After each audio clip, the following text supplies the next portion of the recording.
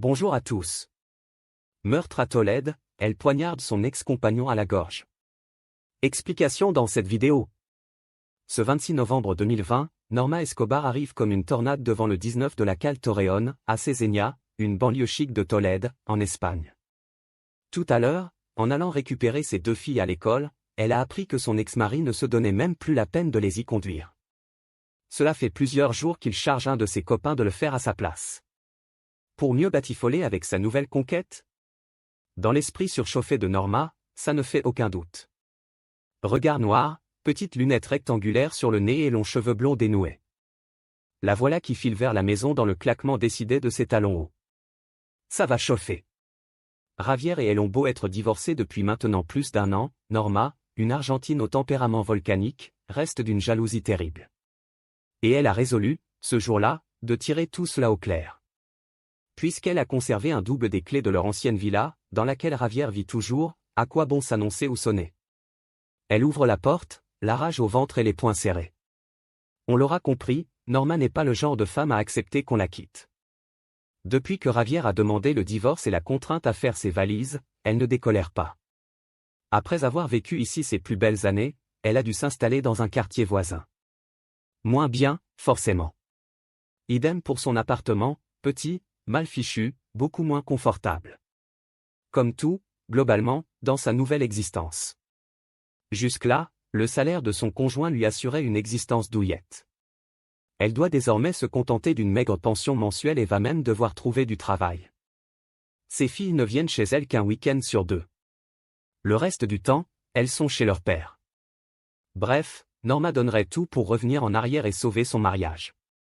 Problème, Javier a beau l'accepter dans son lit de temps en temps, il n'a pas l'intention de se remettre en ménage avec elle. D'autant qu'en cet automne 2020, il vient de rencontrer une autre femme. Et Norma a vu juste, c'est bien pour passer davantage de temps avec elle que Javier a demandé. Ces derniers jours, à l'un de ses vieux amis de conduire ses filles à l'école. Une initiative que l'épouse délaissée, abandonnée, vit comme l'affront de trop. Ce 26 novembre, elle est prête au clash. Javier, qui a effectivement passé la nuit avec Duane, sa nouvelle copine, voit Norma arriver de la fenêtre de sa chambre, à l'étage. Il prévient sa compagne. Attention, elle est là, elle va encore piquer une crise. Il ne croit pas si bien dire. Norma explore en coup devant le rez-de-chaussée, personne. Elle monte comme une furie à l'étage. Javier est là, dans ce qui fut leur nid d'amour. Et il n'y est pas seul. L'autre est avec lui. Qui c'est, celle-là? Hurle Norma. Qu'est-ce qu'elle fout ici? Javier n'est pas un violent, il n'a jamais levé la main sur une femme, mais le regard de son ex lui fait peur.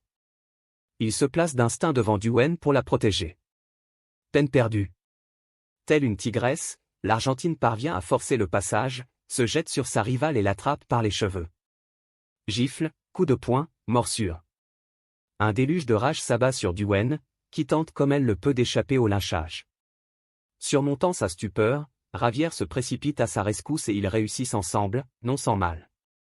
À repousser Norma hors de la pièce et à fermer la porte à clé. Sauvé? Pas tout à fait. Car la folle n'a pas dit son dernier mot. Ils l'entendent dévaler au rez-de-chaussée, puis revenir quelques instants plus tard, au pas de charge, bondissant sur les marches. Un choc sourd fait trembler la porte de la chambre. Elle tente de défoncer le battant. Manque de chance, Duane et Javier n'ont pas leur téléphone sur eux, impossible d'appeler à l'aide. Sauter par la fenêtre? Non, c'est trop haut, ce serait se blesser à coup sûr. Les coups contre la porte redoublent, accompagnés des cris bestiaux de Norma. Lorsque le verrou finit par lâcher, avec un grand éclat de bois, le couple se retrouve nez à nez avec un être que Javier n'avait encore jamais vu. Les veines du cou gonflées par la fureur, Norma brandit un couteau de cuisine dans chaque main. Elle se jette en direction de Javier, le père de ses enfants, et lui porte une série de coups de lame à la poitrine et à la gorge. Des flots de sang jaillissent des plaies. Malgré la douleur, et leur terreur, lui et Duane n'abandonnent pas la lutte. Ils partent comme ils peuvent les coups de lame, avec des coussins, avec tous les objets qui leur tombent sous la main. Et réussissent à prendre la fuite. Hélas, comme dans un film d'horreur, le monstre qui les harcèle est infatigable. Norma les poursuit dans les escaliers, puis jusque dans la rue. Duane et Javier parviennent in extremis à bondir dans leur voiture et à verrouiller les portières. Tenant le volant d'une main, comprimant les blessures de Javier de l'autre. Duane enfonce la pédale d'accélérateur et roule en trombe en direction de l'hôpital universitaire de Taro, à Aranjuez. C'est une course contre la mort, échevelée, angoissante, qui s'engage. Le malheureux, à deux doigts de perdre conscience, est dans un état critique. Plusieurs coups de couteau l'ont atteint à la gorge, sectionnant en partie l'artère carotide, ainsi que la veine jugulaire. Conduit précipitamment au bloc, dans une ambiance de branle-bas général, il y subit une longue intervention. L'opération de la dernière chance. Elle ne suffira pas, hélas. Javier décède le 2 décembre, après s'être battu contre la mort pendant un mois. Ce 21 novembre 2023, au premier jour de son procès, Norma Escobar se présente vêtue d'une veste et d'un pantalon noir. Elle se tient bien droite sur sa chaise, affichant un calme impassible. Difficile d'imaginer cette femme, si contenue, en train de défoncer une porte pour massacrer à coups de couteau le père de ses deux enfants. Et pourtant Norma ne cherche pas à se défausser. Elle reconnaît tout. Au point que le procès, initialement prévu sur 3 jours, ne va durer qu'une journée. Le temps pour le procureur de faire avouer à l'accusé la totalité des faits qui lui sont reprochés.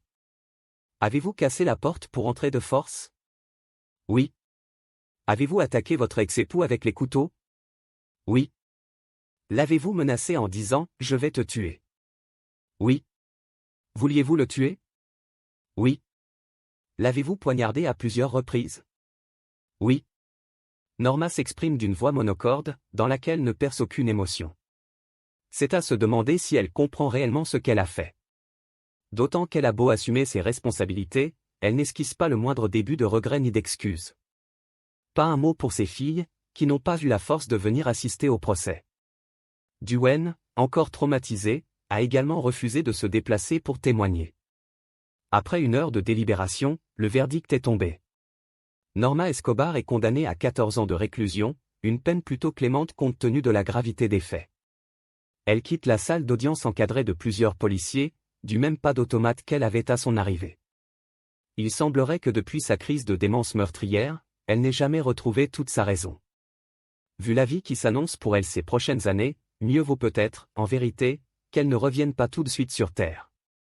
Merci d'avoir regardé, n'hésitez pas à partager la vidéo avec vos amis et à vous abonner à notre chaîne pour ne manquer aucune de nos futures vidéos.